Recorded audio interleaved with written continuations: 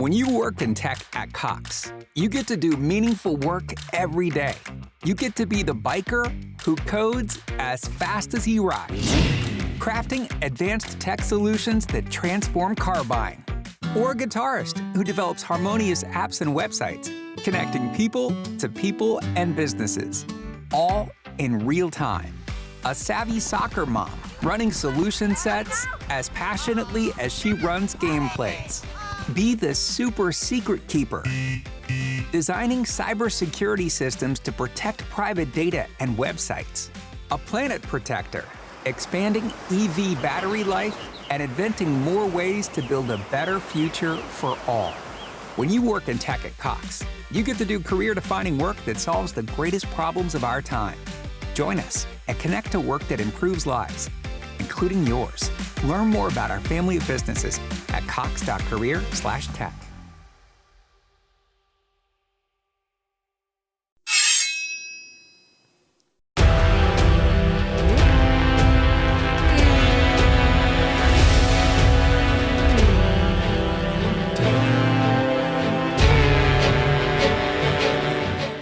Welcome back to the Sort of Truth podcast, the chapter-by-chapter reread of the Sort of Truth series with a drained craft brew on the side. I'm Jade, and I'm here with Nate and Aaron as we lurk through Chapter 11 of Soul of Fire. You know, Thank you. Good night. I can't. I don't have the woo. You don't have to woo. I Listen. remember I that. got it. I was enjoying it during the music part. When it came time for Jade to talk, I didn't like it as much. Jade, I just want you to know it wasn't a thing about you. It was a thing about the music. And when the music's there, you got to channel the music. And the music was there, and I channeled it. I don't know who that was. I don't know, but I didn't like it. I'm not a fan. I answered your question because I answered it and I said music a bunch of times. That should explain it. Yeah, I think we just tried real hard out there. It was real good effort, and I just felt music in me. And when you get the music in you, you just feel like a Disney character, and you just got to paint a picture. That was a Listen. quote from Aaron's last ribbons competition, which canonically he does. So, That's well, good. all. Congrats, man. I'm spry as fuck. I mean, that's all good and fine. My ADD just can't handle that because my brain was like, This was a listen lot. over here, Yeah. talk over here. Oh, that's Nah. fair. Can't do that. You know what? I apologize. If this you. is somebody's Thank you. first episode, Why? yeah, it doesn't get much better. This is about it. But hey, We're glad to have you. Good to be here. Check us out at Patreon. Okay. it does Well, get better. It's fine. That is our moment of truth for today. So we're rolling into our recap. Last episode, Kaylin had a one-on-one with the non-chicken, and Zedd gave it a new name, the Lurk. The lurk. Yeah. I thought we gave it a different name. It was, there was chicken thing was said quite a bit, but I believe, I don't know if we add a mister to the front of it, but I think it was Clucklefuck. I think it was Captain Clucklefuck. I don't think he had a hat in the last episode, but if you want to add it that way, that's fine. Hey, that is, He did not go to 4 years of captain school to be called Mr. In Nate. every retelling, he adds an additional accessory. All right. Well, he has disappeared, and we are Ghost. we are into the next day. Kara wakes Richard and Zedd. Nope, they're not sleeping together. Kara wakes Richard and Kaylin up, saying that Zedd and Ann are sick. No. She doesn't really understand what Nissel was saying, but she knew that she needed to go get Richard and Kaylin and get them to come. Yeah. But it didn't seem urgent. I did think it was interesting that she knew that she wanted her to go get Richard and Kaylin, and I just kind of was like trying to play in my head how the communication. the charades of how that went. Oh, Yeah. yeah. Yeah. Yeah, like how do you mime Richard with the temper, or maybe you just like do long hair Long for hair Kaylin. for You're Kaylin. just like Yeah. long hair. Point. For Richard, they Pointing. just hold their breath till their face gets really red. Yeah. Just start punching the air. Oh, Richard. Yeah. They hold up a fake sword. They're like, Yeah. Angry sword man. Yeah. Angry Here. sword, and then grab the crotch, man. Here. Kaylin starts to wonder if maybe the two of them are sick because of the lurk, and Richard doesn't want to speculate. He's like, we don't want to get our fears to get away from us, which I kind of thought was a little bit interesting, considering he's the seeker, and we have all of this stuff going on, and we were given a new big bad that disrupts magic last night.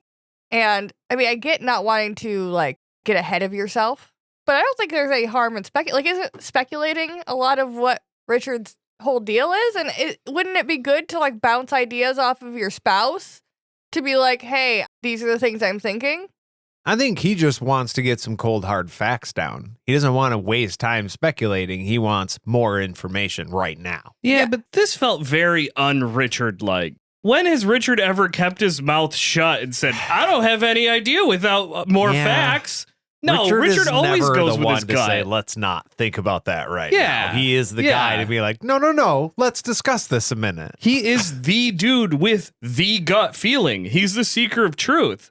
Richard, what do you think? Because whatever your gut's telling you right now could be the fucking answer. I do forget about that from time to time. And then I'm reminded in moments like this that Richard is the seeker. I know I've said this probably recently, but like they're there to follow Richard's gut instinct, whatever that is. Like give guidance or whatever, but at the end of the day, he's the guy that's going to do the thing. Yeah, Ann and Kaylin had that whole conversation. So it's surprising that they're given this much pushback. A little bit, like we've also said before, let him cook.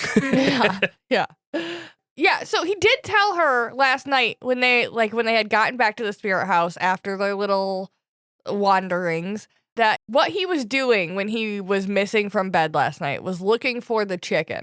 But they didn't speak much more than that. He just said, I was looking for the chicken, I heard you, went to the spirit house, and there you were. Whole thing is fucking weird to me. Because, first of all, you were just out there just randomly looking for the chicken. Where were you looking for the chicken? And why did none of the hunters see you? Why were you so secretive? And how did none of the hunters see you wandering around looking for this chicken? And then you heard me, but the hunters were also with you when you got to me.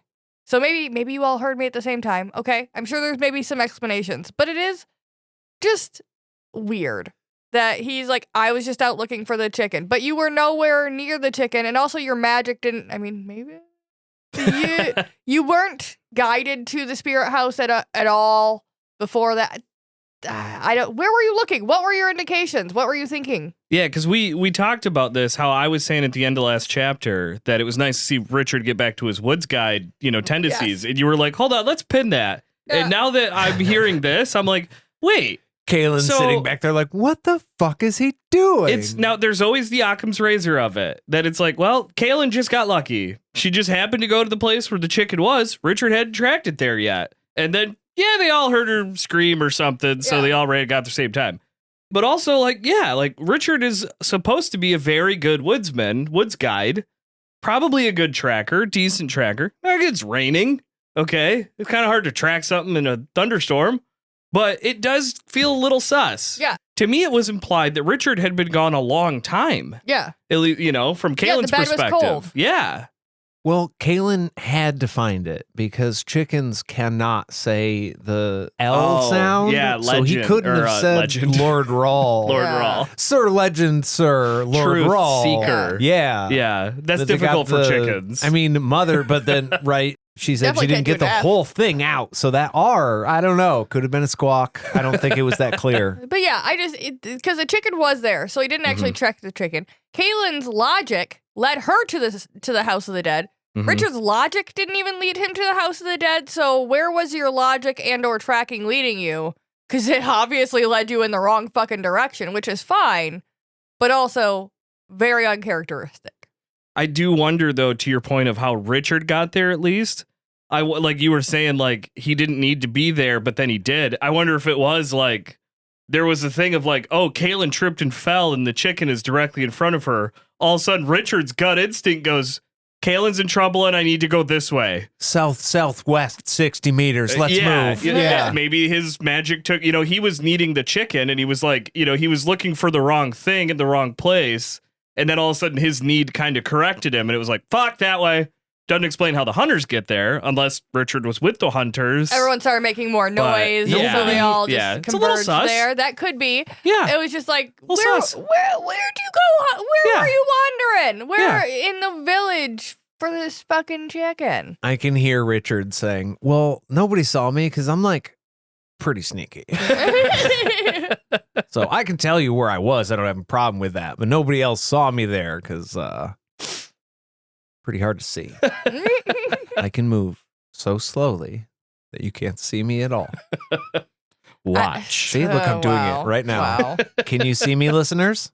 Amazing. Wow. Magic through podcast. I'm just saying, it's a good thing that Nadine isn't around anymore, or I would be like super suspicious of where Richard was. Oh, fuck, yeah. Because I'm like, I'm not buying your story, sir. Yeah, when you look at it that way. I need to see your cell phone. Are you sure? This is kind of a bullshit story, my guy. Like, I'm going to need dates and times. Yeah. We'll be checking the cameras. Hey, we already know there's a Duchilo out there that Kaylin isn't aware of. Oh, God. Oh, no. So Richard also, last night when they were chit-chatting, did not mention her lack of faith in the non-chicken thing. Just thanked the spirits that she was protected and kissed her head.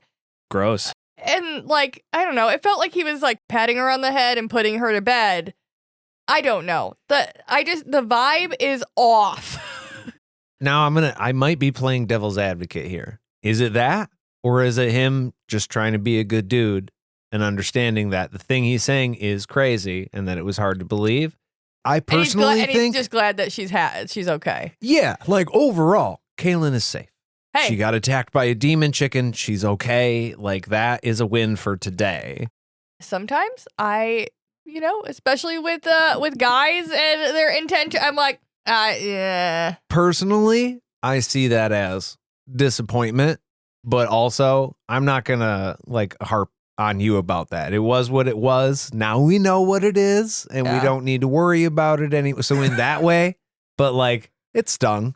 You could tell it stung. He's telling himself, I'm just glad you're okay. Yes. Yeah. I'm telling the both of us that's how I'm feeling.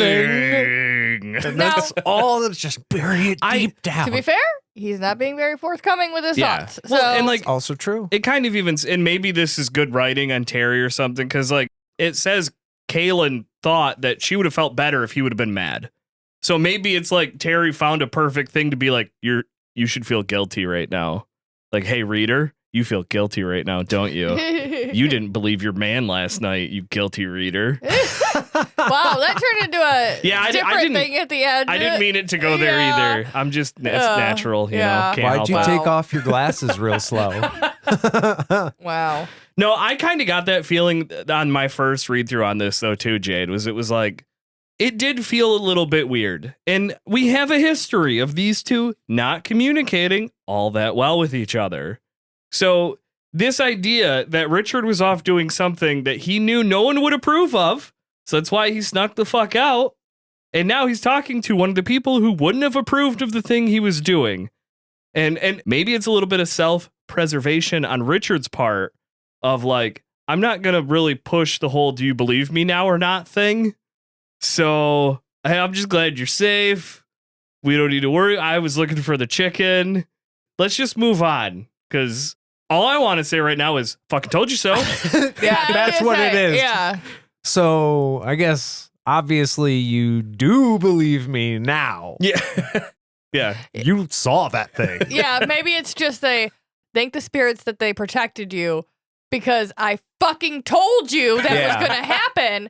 But he's biting off that last part. This is the guy who's been hollering about aliens on the day where they finally show up. And instead of screaming down the street, he's just walking with his arms up and a big old smile, because he's like, winner, winner right here. Well, Kara is not feeling like a winner. She's annoyed because she wasn't there last night. Kaylin lets her know they found the chicken that was not a chicken, and Kara is still confused as to how they they know this. And they tell her it's just that feeling. The hairs on the back of your neck stand up. If you'd have been there, you'd have seen it. I like this. You would have killed it too. Yeah. Very good. I like this because Kaylin was a skeptic, and now she's like, no. Now I've seen the thing, and she's describing it the same way to Kara, who we know, as is tracked throughout these last few chapters, is not going to believe it until she sees the thing itself. Now, Kara being Kara, she's going to act as if she has seen it because Richard and Kaylin now told her that's the way it is. But I don't think she really truly believes that this thing is as evil as it is. I think she still thinks these crazy people. Well, there's also the element of she doesn't want it to be anything that's magic related because that's not something she can fight. Ooh, good point. So she is going to, if they say it's magic, okay, I believe you, but not really because I don't want, because I Wizard's can't first punch rule, that. Yeah. Yeah, I don't want it to be true because I can't fucking defend you from that. That's going to be all on you. Oh, wow. Feeling a little worthless. I hadn't considered that. Yeah, that's a good point. I didn't think of that either. Good point.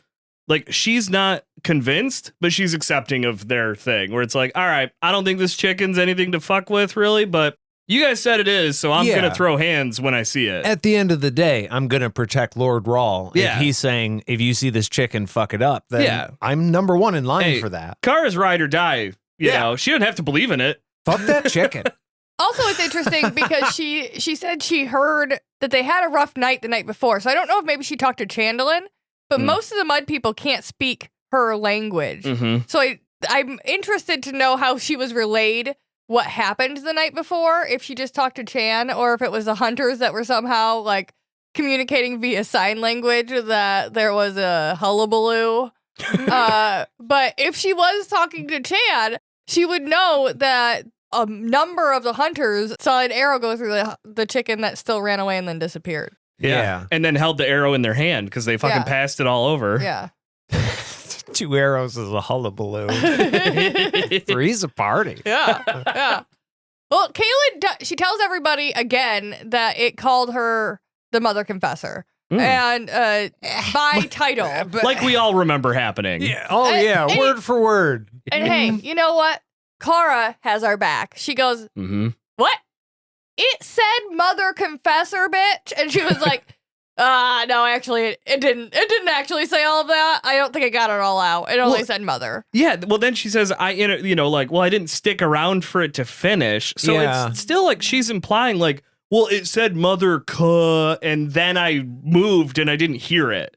Like, no, didn't. It said Mother and then stopped. And you didn't move. You were there the whole time. You're spreading misinformation right now, Kaylin. Just fucking say what happened. Why? Why do this? You don't benefit. Like, it's like, we already know this chicken's not a chicken. Your man believes you. Unless she's self-doubting that Kara believes her. So she's like, I got to say it said Mother Confessor because then Kara will believe me for sure. And that's important because I'm a child and that's child logic. Well, there are some things to consider. If the chicken actually did say mother, let's just sit in this for a second. Then its beak and tongue have to be differently shaped than a regular chicken because a chicken cannot make those sounds. It is physically impossible. So either the chicken made a sound that freaked Kaylin the fuck out and was like, like we were talking about. And she was just like, it was going to say Mother Confessor because she was full freaked. Or it did. And if it did, then that means it's, what am I trying to get to here? It doesn't need to say Mother Confessor. Saying mother is proof enough. Yeah. I think the point is that Kaylin was mid-panic. So I think there's a way where we look at this and go, well, she thinks it did this. So she's telling now the conflagrated story. Like, I saw a weird light in the sky. Now the next day it's like, I saw this light. It was a shape of a triangle and it was all crazy. And there's just these extra details to fill in the gaps that you don't know because you were terrified. I was just going to say that Kaylin has grown. The thing that bothers me about it is that Kaylin has grown up in the Wizard's Keep around wizards. She knows how important details are in matters like this. So she should know how important it should be to say, I think it was going to say, but I only heard it say mother. Oh. I was wondering if this is an example of unreliable narrator on purpose. Like, is this Kaylin? Is this Terry telling us, no, guys, Kaylin remembers the chicken saying, or was about to say, mother confessor. So she really thinks. That's what she believes. We know that's immediately where her thoughts were, because that's what happened. We could go back to that page where it said that. So we know that's what her thoughts were. So maybe this is Terry saying, like, no, Kaylin misremembered. Not maliciously. But just the way it is, because it was so terrifying. And she was panicking, She's so used to hearing mother confessor. She doesn't think of herself as a mother. Mm-hmm. So just the term mother isn't going to... Yeah. She's like, they couldn't be referring to me in that way. Yeah. If they're talking to me, it has to be mother confessor. I think that we need to take some time to spend together, the three of us.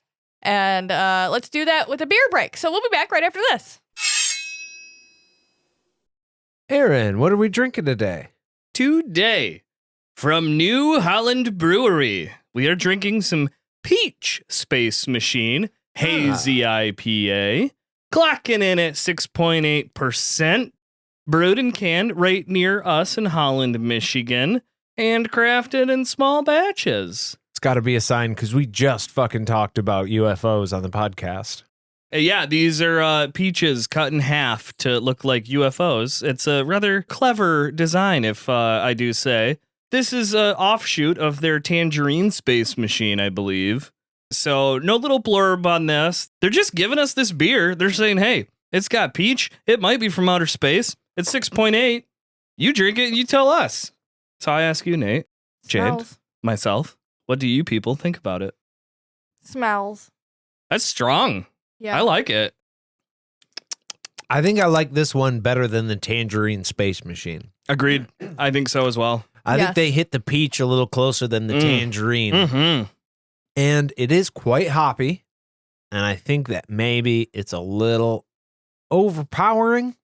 But all in all, I think this is better than the tangerine. So I think I'm going to give this one a 6. 6 with love. 6 UFOs? 6 UFOs. Okay. Peach UFOs. Okay. That's more UFOs than I would prefer. UFOs? UFOs? You didn't know what that was. I just threw an unidentified thing. Unidentified? And for the minute that it was flying, it was a UFO for reals. I was impressed it flew for a minute, too. Yeah. Now, Jade, what you thinking over there? I think it's probably about a 6. Maybe edging over into a 7. Ooh. It's a pretty fruity IPA. Not the type of IPA that's like, this is fruity. Don't you taste the citrus hops? Does it make you No, it's like I could taste fruit. Does it make you make the face of the cop from Dumb and Dumber? Where you take a sip and he goes... No. No, There's look like at that. Nothing. There's like a slight, at the end of a swallow, like, okay, yeah, that's there. A little aftertaste. But if I drink it fast enough, you never even notice that. That's the spirit. You only got to deal with it the one time right at the end. Yeah. You said 6? No, I think the dial edged over into 7. That was an inside joke for nobody else. but us, and I loved it. Yeah. Look, I'm not gonna lie here, guys. I'm feeling like there's not a lot of hop, for being like especially a hazy IPA. I would have thought for sure more hop, but the blend of flavors that I'm feeling. Or flavors that I'm feeling that I'm tasting. This is straight up like a 9. I could drink this all day. It's just a little too sweet. Like, I think by the third one, I'd be ready to switch to a different beer. Oh, see, I go the opposite way. I think it needs to be a little sweeter. Oh, see, but that's so IPAs. Yeah. I'm thinking like, man, if there was just a little bit more hops, this would be a 10 out of 10. Make it bitter as fuck. Yeah. You know what I like about that story is that you're like, I could drink this all day, and then you proceed to go like, after beer 3, I want to switch to like you've definitely never drank all day, and you are this is not a problem at all. I just no, this is good. This is good. Let me clarify. This could be a day drinker for me. This could not be a binge drinker for me. Like, I can drink this nice and sip on it. It's a good river beer. Aaron, I think what you're missing and what I'm saying is the fact that you have those two different scales. I think might be something we talk about after the episode. Okay. Let's get back to that right now. Sorry, down.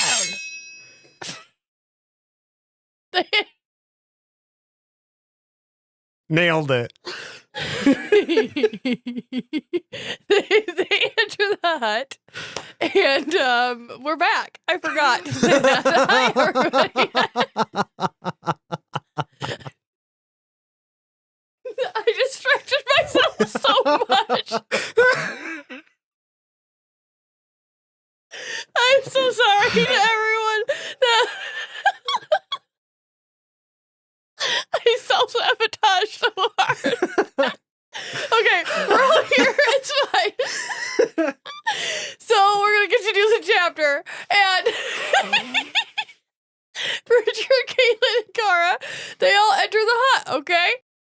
They see Nissel. And Caitlin's like, hey, what's going on? She's like, not sure. Richard, super exasperated. Not about it. He wants fucking symptoms listed out on a whiteboard now.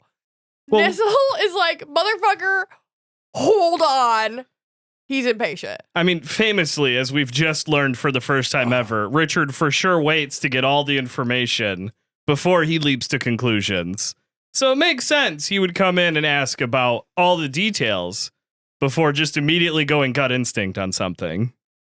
Well, apparently he didn't want to speculate until he had the symptoms, and now he wants the symptoms. So it does track. I guess it does. Yeah, yes. It tracks, but I like gut feeling Richard instinct better. Yeah, well, Nissel apparently does too. She's just annoyed with him, and then she's like, hey, I can show you what I think the problem is. And she points down at the Grace on the floor, and she points at the magical ray coming out. So she thinks it's the magic. And Caitlin kind of tends to believe her because even though she's a little bit weird, she does know her shit. Well, it kind of makes sense. I mean, even us not truly having an actual accurate representation of what the official Grace is, right? Because we know that the ones that we see are iterations of it, but not always the exact one. That if there's one of the lines of the Grace that's open, then something is leaking out. Kind of symbolically. Yeah. I almost said the other word, that it's not. It also makes sense. This is maybe going to be a little convoluted, but like Zedd had mentioned when we were talking about the chimes earlier, how they ride the magic back in, like they could ride Caitlin's magic back into this world from the world of the dead. And the depiction of the Grace itself is kind of a visualization of magic going through the different worlds. So saying that there's an issue with the line of magic seems connected to the things that we've been talking about with the chimes as well, and the destruction of magic. So it all does make sense. It's all tied up in there. It's a big magic mash. The monster mash. Okay. That's the song that Zedd was playing in Dead of Bones. It wasn't Sandstorm after all. No, it was Sandstorm. He was doing the twist. Dab, dab, dab, dab. Zedd's an Elvis man. I know it. Kara thinks this is all kind of silly anyway. She's like, why don't we just go the fuck in the other room and then you can like ask them and we'll figure out what's wrong sooner. Yeah. And Richard's like, I want to know what to expect. Thank you very much. And I don't really know why I put it in the notes other than it was an interesting exchange between the two of them in the middle of this where Caitlin was like, oh, well, obviously Kara doesn't think this is that big of a deal because she's being snarky. But it also felt a little out of place in the middle of everything else that's been going on. It did. I think maybe he knows that once he goes to talk to Zedd, he's got to have his shit in line. One, because Zedd is the smart wizard, right? You don't go to Zedd with your half-formed opinions, because usually when Zedd asks you a question, he expects a well-thought answer. So maybe Richard's just like, I just need all my information so that when I go talk to him, I can have something that he can't deny. Like, you're saying it's not this, or you're saying it's this other thing, and I believe what I do for these reasons, and if it's logical, Zedd will be forced to acknowledge it. But if he's just like, I don't know, she said a weird thing about a thing and there was a dead chicken, he's like, you're just being dumb. And that could be that. So you mean similar to when you have to go to the doctor with your parents because you don't trust that they're relaying the information to you correctly, so you want to go and hear it directly from the doctor's ears instead of hearing it from him afterwards? Like when you skip school and then you're like, oh, my stomach hurts. And they go, all right, well, let's bring you to the doctor. And then if you don't have a fully flushed out or actual hurt stomach or reason why it did, then they're going to fucking find you out. And they're going to know that you don't have anything really. Yeah, so similar to what I'm saying, like, because it's not that your parents are necessarily lying, but they're not telling you the whole truth. So you want to talk to the doctor even without your parents in the room. You want to know everything you can know before you talk to the person who is going to, for better or for worse, sway your opinion on this matter. Yeah. So not that he's calling him out as a liar, but like, trust but verify, you know? Well, that's what, to me, it seems like Richard's whole thought process of like intent versus deed and like trust but verify is he would go to the source. Nissel, to me, it seems like this interaction would be her trying to stop Richard from barging into Zedd's room so he could talk to his sick grandfather and look at him and figure it out for himself. This feels out of character for Richard for me. But as we're talking, I'm thinking about and putting it in the frame of talking to the doctor via like my family members that I've had to go with to like keep track of what they're actually saying. Mm-hmm. It does seem like, okay, not that I don't necessarily trust what Zedd's saying, but we aren't necessarily on the same page with a lot of things. So I want to talk to this person over here and hear what they're saying. Unbiased. Unbiased opinion, not with Zedd sitting there. I don't want to hear what Zedd thinks. I want to hear what this lady thinks is happening before I go and hear what Zedd thinks. Because what Zedd tells me what he thinks, if I come back to the doctor and say, is it really this? Then there's animosity here. I just want to talk. I just want to hear what they have to say. I can follow that. That makes more sense to me. Because, like, to me, this was like, before it would be like Kaylin would try to tell Richard, like, hey, you can't just go into this room of nobles and make a bunch of demands. And then you know what Richard does? Goes into the room of nobles and make a bunch of demands. Yeah. Like, Nessel to me is like the authority figure here. And if there's one thing Richard doesn't like, it's being told what to do. So to me, it seems like he'd go to the origin. But no, I could be swayed. Also, just one last thing. I want to say he has been called in to see his grandpa who is not feeling well. So his comment about just wanting to know what to expect could just be coming from all the stuff going around. Yeah, but like also baser what's human Zedd's condition? What am I about to walk into? Is he on his deathbed? Is he asking for final rites? Is this like hey, I'm not feeling great, so I just had the idea, maybe if I die someday, here's some things you should have or know, kind of a talk. What am I walking into? Yeah, and I guess I was thinking not in the way that he might be exaggerating symptoms, but in the other way that especially a lot of older people do. I'm fine. Everything is it's not that big of a deal. Yeah, not to worry you, but then you talk to the doctor and they're like, no, this is really bad. Yeah. They should not be doing the things they're doing and they need to take a break. Zedd's gonna say, oh, let me just stand up and walk over here and show you. And Richard goes, no, your ass needs to stay in bed. No, hold on, dude. I know what's happening here. Yeah, you don't get to control the narrative sit back down. On this. Okay, yeah. okay. I'm back in. Yeah, see, this is why this is good, because we get to talk this out and figure it out together. Yeah. So they go in to go see Zedd and Ann. There are magic designs drawn in blood all over the floor. Kaylin lets them know that this is meant to lure and snap the unwary. Weird. Kaylin is like, hey guys, don't step in those. Hey, thanks. Wasn't gonna. Yeah, I try not to step into things, the specific like magical symbols on the ground written in blood. Try to avoid them anyway. How come every time somebody walks into a room where Zedd is, there's blood on the floor? It feels frequent. I mean, the thing he did with the dicks, there was no blood there, but like everybody panicked as if there was. In like every book, there's another scene where they walk into a room with Zedd and there's just death abound. He's like, oh, hey, how you guys doing? Yeah, there's blood on the floor. No, don't worry about that. Where's the blood coming from? It's that goddamn chicken. the immediate thought would be chicken blood, because you use chicken blood a lot in magic. I wonder who pissed the fucking chickens off. Oh. Just saying. Wow. Zedd's in here doing Wow. art class, and Wow. Evil Chicken gets a load of that and goes, "Oh, fuck these He's like, people." It's a lurk, Well, guys. It was the Sisters of the Dark.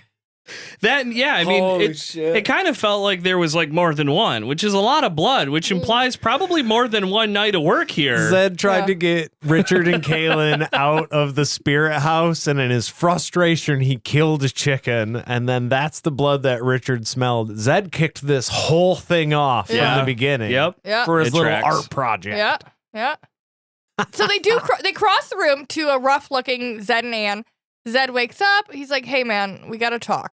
They're just very tired. They're not super sick. He doesn't say, like, we're going to die or anything. He's like, we're just tired. We've been doing all of this on the ground, obviously killing a lot of fucking chickens. Drawn a long time. Yeah. Yeah. Those little bastards are pretty resilient, turns out. Yeah. And it has drained them. So at this point, Anna's like, hey, Zedd, fucking tell him. And so he reveals that the talk that they had before about magic failing has begun. But it is not the chimes. It's the lurk. Right? Yeah, it's Not- not the thing not- that you think it was and that we said it might be. It's not that. Definitely not that. But it's, it's other stuff. It's the lurk and things, What's interesting is that they said the lurk itself was there to disrupt magic. But then here we're hearing the failing magic has begun, but it's not the chimes and it's not necessarily the lurk itself. It's what the sisters had to do to conjure the lurk Mm-hmm. is what's degrading the magic. Yeah, they have either intentionally or accidentally began a runaway degradation of magic, So as you do. So you're saying it's not the new thing that was brought up in the books at the time when the magic started to get a little fucky, but it was this thing that popped up after the magic Off started screen. getting, that just now started that caused all the stuff. But not even that thing. It's them bringing that thing in, even though that thing also disrupts the magic. So it's like a double. Like it's double disruption and degradation. double like disruption disruption. and Double D. degradation. Double D. Yeah. Disruption and degradation of magic. Fantastic. So Kaylin is like, I thought you guys said you could fucking stop this, all right? And Anne's like, hey, yeah, but these webs, they've sapped all our strength. So what can we do? Which is so crazy, because I could have fucking swore that the term "we're not fucking novices" was thrown around Yeah. pretty fucking mean, like- confidently It last was weird night. that Anne Like 5 swore, but hours I was ago? surprised. Yeah, literally, like, this is 3 hours later. Yeah. Like, no, you were really confident you guys had a fucking hold on this. And here we are. Zedd, Ann, I ain't fucking trusting your word for shit after this. If you say the words to me, I've got this handled, I'm going to look at you and go, no, you don't. Oh, hold on a second. Bullshit. Hold on a second, because I also want to. They're not even done yet. Zedd says it's starting with them because they have more power and ability, But Mhm. which is not what he said yeah. Yeah. would happen before. Yeah.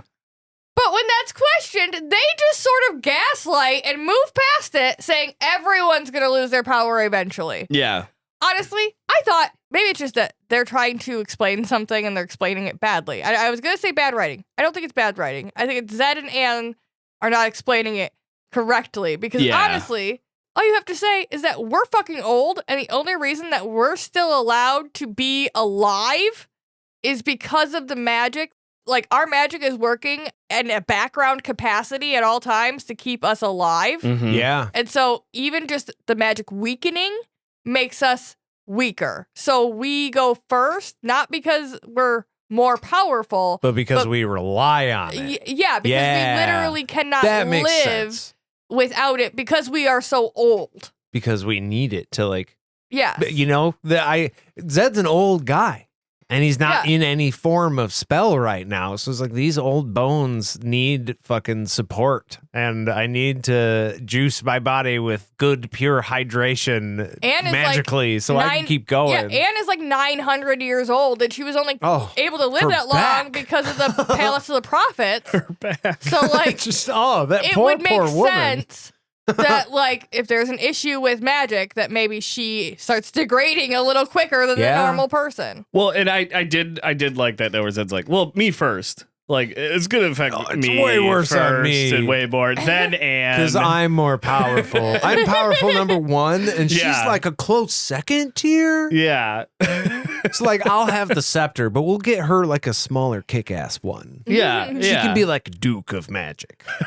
Richard again is like, motherfucker, you said last night you could fix this. And Ann, at this point, it's like, Zedd, I fucking just tell him, okay? Like, get to the fucking point. Honestly, Ann, say it yourself. Yeah. Yeah, seriously. Just spit it out. Like, if you know it too, just fucking say it. Why does he have to be the one to say it? I told Nate this because we listened to this earlier today together. To me, this doesn't feel like real world conversation. Because it's like, if we played this out, this would look like not a good conversation. Like, you would look at this and be like, that's not real people talking. They're clearly reading off a script and they are just responding because it's all like, I don't know, I can't really tell you. Well, you got to tell him. Come on, man, tell me. All right, I'll tell you. Yeah. It's not real life. Yeah. It's not people. Yeah.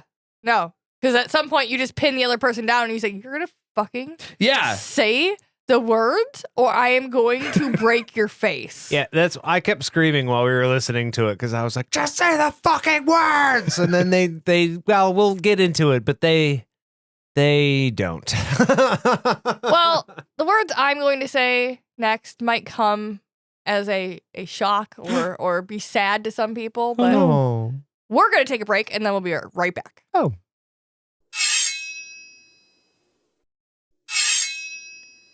Hey, we're back.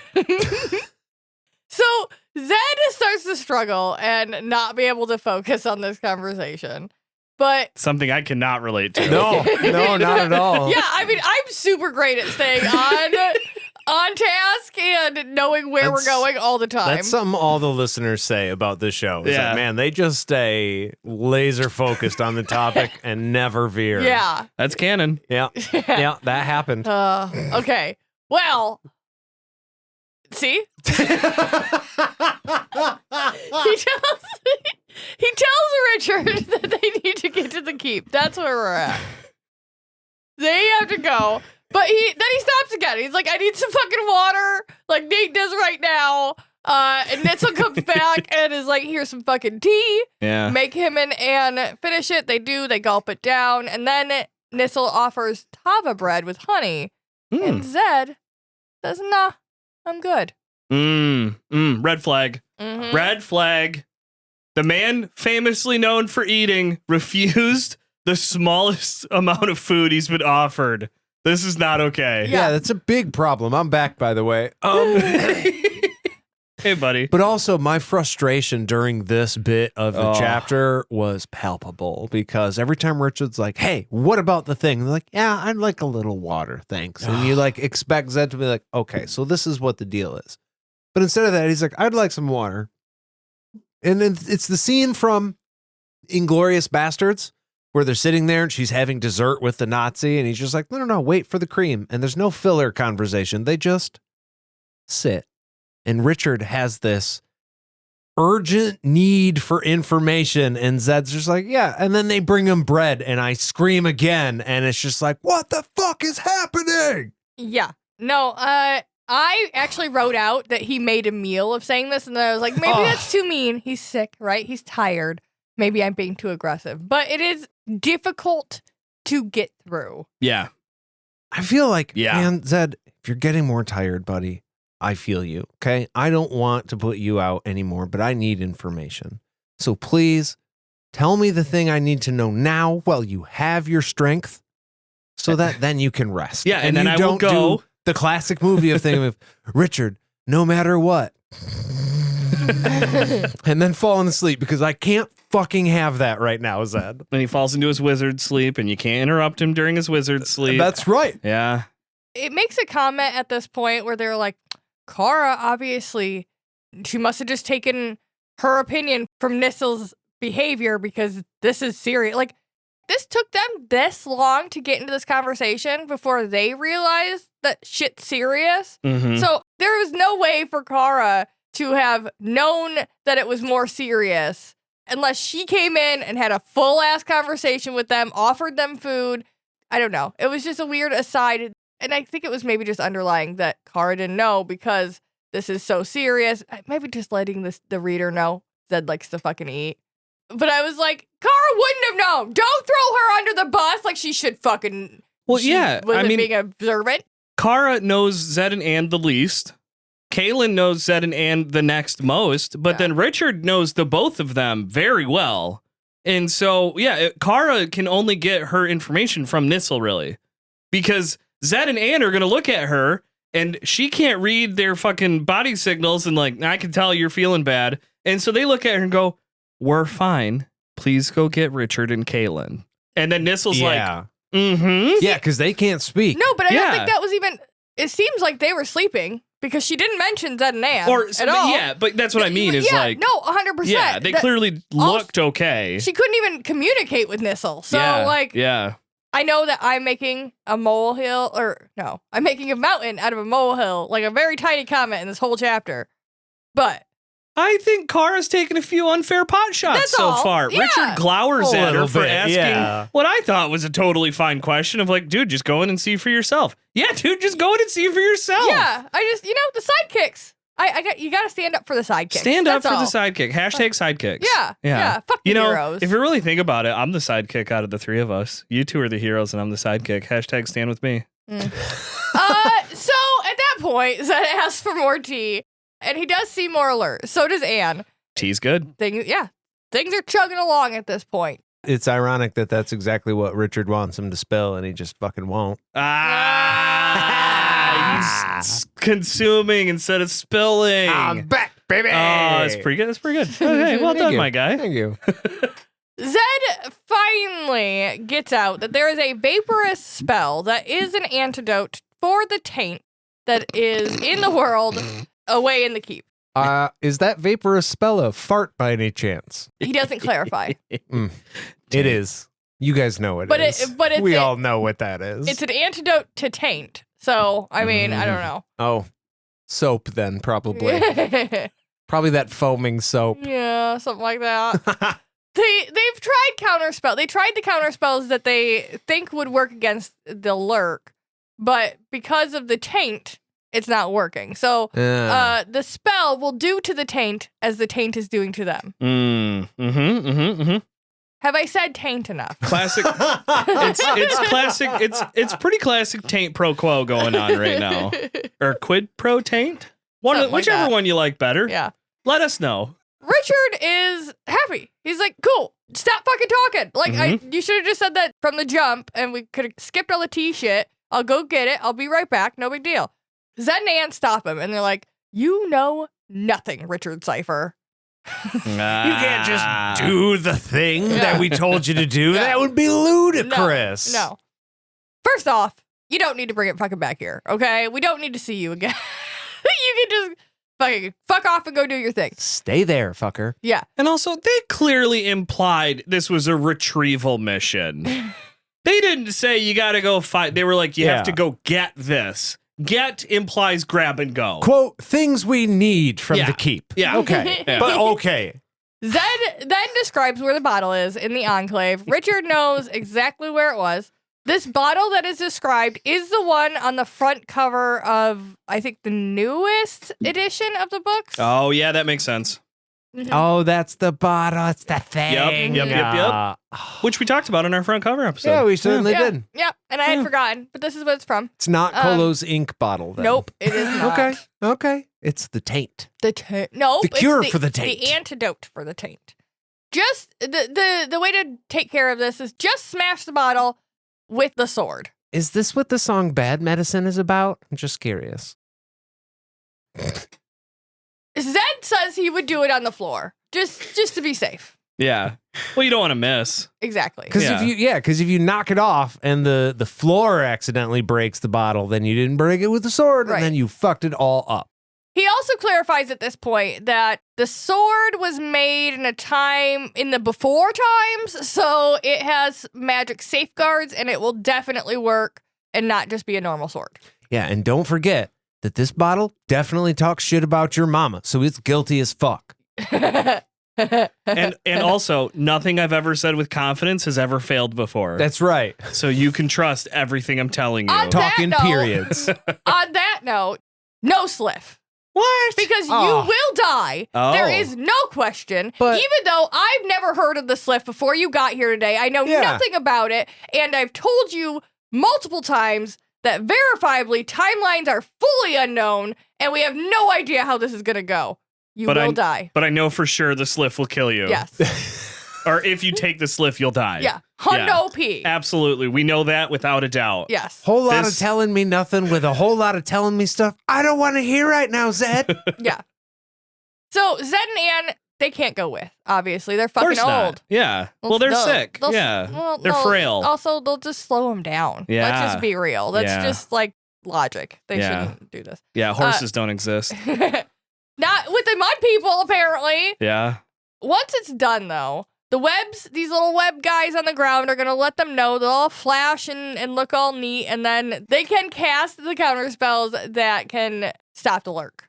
They also point out that the keep is unguarded at this point, and the shit there is super dangerous, and potentially soon with no security. Yeah. Because, again, we don't know when it will happen, but you need to go now because it will happen soon. I don't know how soon, but it will be soon. So go now. So is Zed talking about casting multiple magic webs to like multiply the effect because magic is weakening? So it's like if we just sit here, muster our strength, and just cast web over web over web, that we can. I think because they mentioned verification spells earlier, and I think that was to verify if their magic's okay. And those came back bad. And so they cast webs, or like they put stuff like, I think maybe the graces on the ground, maybe. And it's like, those will light up when we're full strength. Like, that's how, like, well, no, it's all done. You just got to go do the thing now. We just got to recharge. I don't know if it's intentional, but they mentioned verification spells Mhm. to verify that this was the lurk. Kaylin, when she came in, said that these were webs to catch the unwary. And now Zed is also saying that once the taint has made the lurk disappear, it will let them know. So either these are multi-use webs, or there's a little convolution in the story. I see. I'm just saying, either there's multiple different types of webs.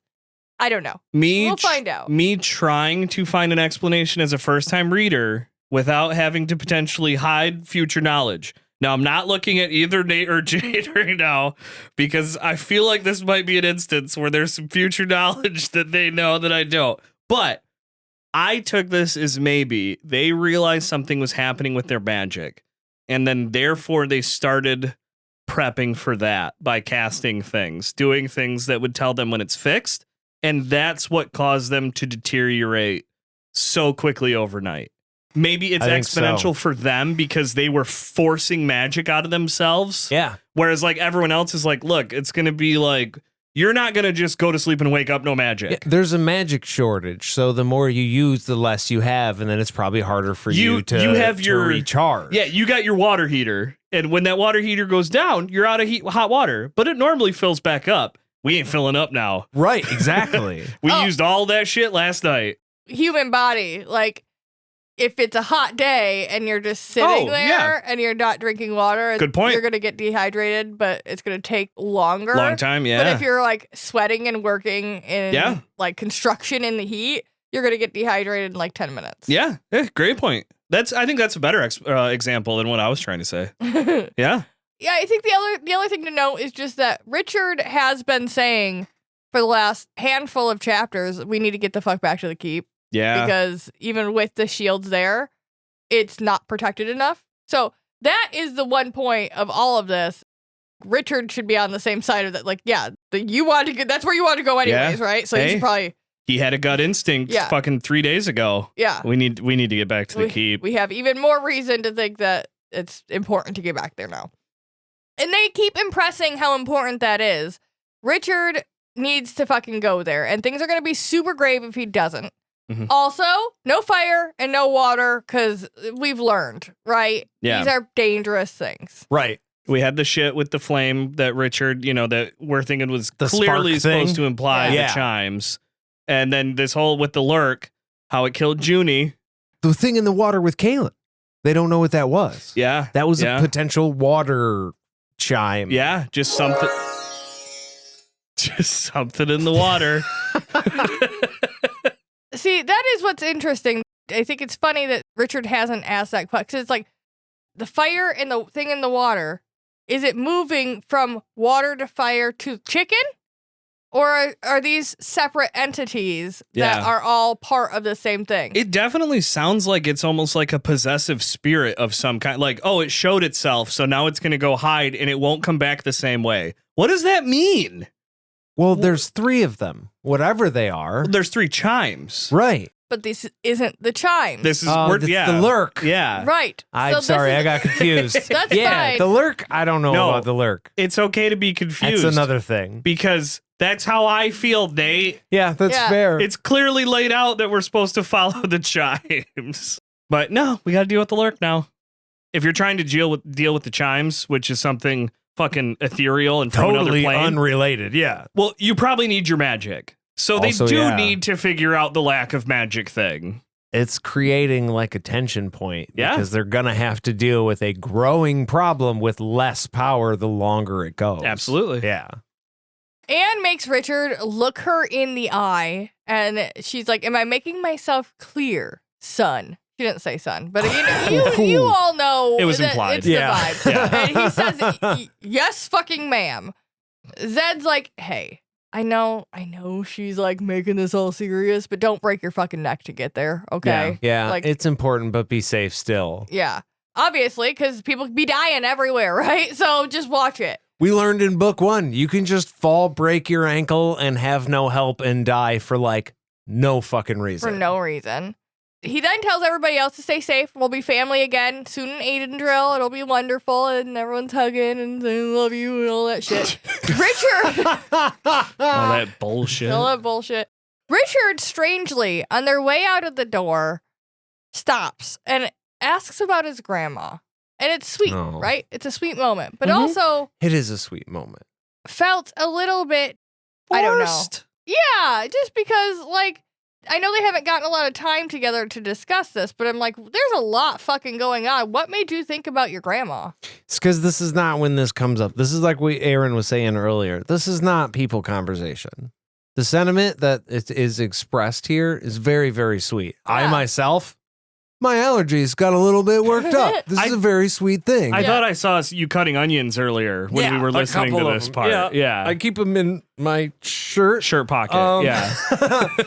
But the reason it feels forced is because this conversation doesn't happen here. I don't know when this conversation is supposed to happen, which is probably why it got tacked in at the end. But this would have happened earlier, like while they're sitting in the downtime, probably in the part of the chapter where the reader wasn't there. You know, the book During the camera wedding wasn't or on. something. Right, stuff like that. It's just that they're just about to leave. Goodbyes have been said. This is the most Michigan motherfucking goodbye that I have ever seen. Because they're like, all right, well, you guys be safe, travel well. Not from a Like, young person. you know, that reminds me, your grandma said that to me once. And then here's another 20-minute conversation. This is me trying to leave after we're done recording. Exactly. But Hey, hold on. How's it your was folks? sweet, though, because Yeah. it's Zedd talking about Erilyn in parallels of the last book we read in ways he didn't say it in Dead of Bones. Yeah. I will say the other part of it is that I think that it feels weird because, and I think that it's been this way for the whole beginning of the book, Mhm. we aren't in Richard's head. Yeah, this is also Kaylin's POV. I think if we had known what had triggered Richard to like have that thought, like stop and turn back around to talk about his grandma, because he had to have had some type of grandpa might die and I might not ever get to ask this question again. There had to have been something in his head that triggered him to turn around. I think that would have made it a lot easier Well, for you know, us to understand it. yeah, this. I mean, that's the end of the chapter. We'll just find out when we turn the page, guys. I mean, we'll The next chapter is going to be Richard's POV, right? Yeah. Almost. Right? Mm. Oh. Not quite. Yeah. But we'll talk about the rest of this in just a minute because we're going to go to a little break.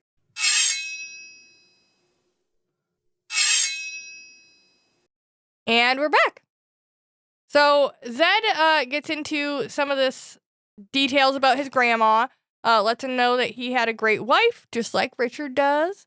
Richard's mom had seen the attack on Erilyn, Yeah. and he mentions the spell that was done on her that caused his healing to kill her. And that because of all of that, Richard's mom never talked about her. That's why Richard doesn't know a whole lot about her. I mean, we can see that when in Dead of Bones, we kind of, you brought that up, that her mom saw the whole thing and that we kind of assumed would just think that Zedd would be able to make that better. And then the healing thing that Zedd would have naturally done ended up killing her mom. Yeah, it was a So trap. she saw that too. Yeah. Well, I don't know if, I think she was taken, but she knew that that's what happened. Oh, Because okay. the soldiers, I think, told her, like they did the spell in front of her and I think told her that that's what was going to happen. Well, that or I could also see similar to our Harry Potter most recent book where Sirius Black is like, yeah, I killed your folks, Harry. In that, I mean, I was responsible for what happened Yeah, through my but eyes didn't and actually say- perspective. But I'm not going to explain that for 3 more chapters. Oh. So maybe this was like Zedd came out and like in a moment of grief was like, I tried to save her, but I killed her. The truth, but also lacking context. Yeah. But like that might be that like she grew up thinking like, yeah, my dad tried to save her, but he didn't. He accidentally killed her. My But, dad you killed know, my mom. on accident. But and I that's, live you with know, my dad. but that's still a thing, you know, when you grow up as a and live statement, with. it's true. Yeah. But that's why context Which matters. could also add to why she doesn't want to talk about her mom. No, it's horrible. Yeah. Literally every moment of it. I can't remember the early parts because it ended so badly. Yeah, Like fuck. I just would rather not discuss it. I mean, and that's also, I guess, interesting because we know that Zedd and his daughter seem to have a fairly good relationship Yeah. in Dead of Bones, and they seem to have an okay relationship later, but I mean, she's dead, so we don't see a lot of it. We just know that they kind of exist harmoniously in Westland, and that Anne and Nathan have had interactions with her as well. But to our knowledge, obviously, Zedd doesn't come around like dad to her. And so she could hold resentment. She could have held resentment for him and like been like, we need space because I can't really do this. Yeah, if Zedd's, you know, overprotective, like this is the fucking this dude's gonna be the seeker. This dude's prophecy. But I can't tell her that, but I'm gonna dote over him. You know, and she's like, back the fuck up off my kid, Dad. Jesus Christ, he's my kid. Let me raise him. And also, she was raped by another Well, that fucking guy Yeah. who, I mean, we know all the context. She had a lot of trauma, so that bitch was probably just like, I'm not talking about any of it. Yeah. Well, Yeah, probably not a very open, maybe warm to Richard, but probably not a very open person otherwise, or Look. outside of her family. and in an emotional state, I would think it's probably not super hard to go, well, my dad killed his dad. That's why he raped me. Or that's why his son raped me. Don't think she would think that. But there is a line that you can draw between these events that connects. Hey, So- on the dark days when you're really struggling with it, you could see the line and go, Yeah. motherfucker. And Yeah. and maybe that's just part of like, that's why we don't talk about mom. Like, it just brings up bad feels. we just don't talk about mom. Yeah. That's unfortunately, that's our healing. If it promotes healing and moving on, then yeah. I know I like too the whole thing about the laughing. Zedd mentioned, you know, like, oh yeah, she liked to laugh. Well, married the right person. Actually, that kind of struck me a little bit because I went to my bio grandma's funeral this year and I had met her once before. Nice lady.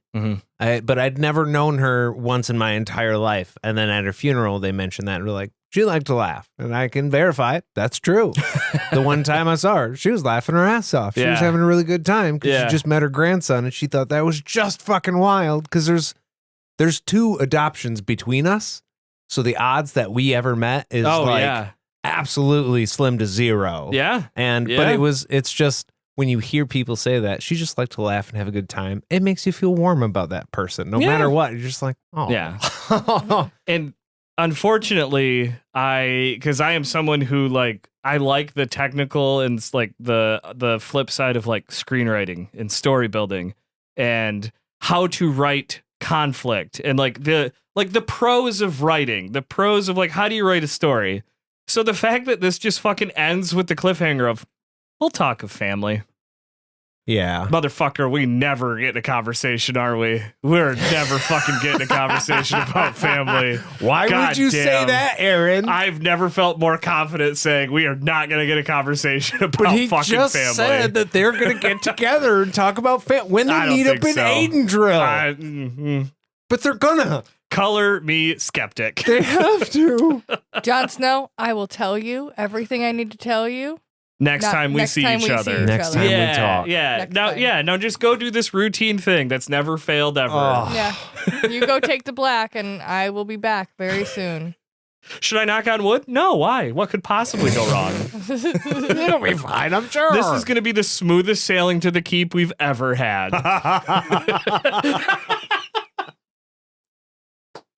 That laugh. That laugh betrayed you, my friend. Now I'm thinking What we're not laugh? smooth sailing. I don't know what you're talking. It's gonna be fine. Zed does tell him to get the fuck out, and then that is the end of our chapter. Oh, Yeah. that is the end of the chapter. I mean, to be honest, we've gone pretty long. I think it might just be time for us to get the fuck out. I think it just might be. Well, that's our truth, and we would love to hear yours. Write to us in your journey books at podcastatt@gmail.com or find us on any of our social medias. Glug glug. Glug, glug, glug. If you would like to support this podcast and hear more of whatever the fuck that was, go over and find us on patreon.com/podcastatt, where every tier is a happy tier. Yay. That's all for us, friends. Thank you very much for listening, and we'll see you real soon. Bye.